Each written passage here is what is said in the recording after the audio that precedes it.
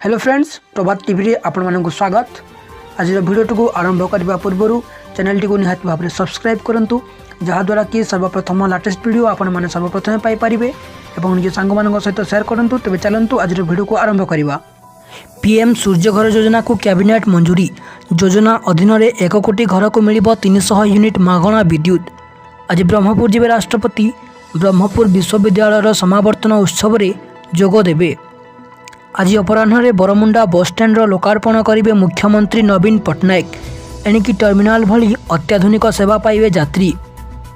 द्वितीय पर्यायर राज्यर 288 ब्लॉक 2000 ग्राम पंचायत रे आम बैंक शुभारंभ कले मुख्यमंत्री नवीन पट्टनायक।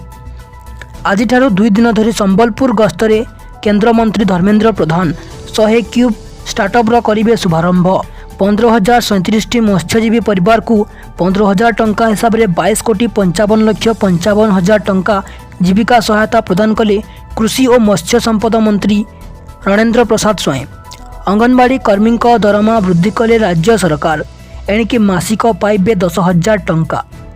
देश में 3टी सेमीकंडक्टर प्लांट प्रतिष्ठा पर अनुमति देले केंद्र सरकार। सृष्टि हेब 80,000 रु अधिक नियुक्ति। आज नवीन निवास घेरिब युव कांग्रेस। दुर्नीति और भ्रष्टाचार प्रतिवाद रे आंदोलन को ओह्लाइब दल। पांकी निकटस्थ महानदी अववाहिकार मिलिथिला पुरातन पोथीर सन्धान। नदी गर्भरू किछि पुरातन पोथी मिलिथिबा बेले सेथिरे रहिछि रामायण, महाभारत और भागवत ग्रंथर रचना।